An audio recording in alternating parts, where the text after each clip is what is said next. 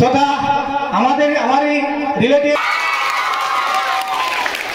সত্যি আজকে যে মহান ব্যক্তি দুজন আমাদের সম্মুখে হাতাকান্দি বিএড কলেজ থেকে বিএড উত্তীর্ণ হয়েছেন, একমাত্র শুধু আমরা তার কৃতিত্ব 100% কৃতিত্ব আমাদের পরম শ্রদ্ধাভাজন স্যারকে আমরা দিতে চাই।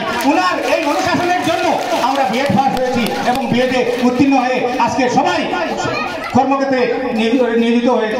সৎসঙ্গে দেখলাম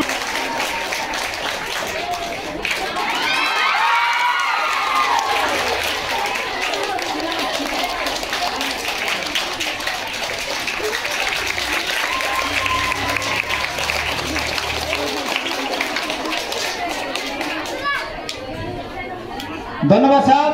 আমি আশা করছি আপনার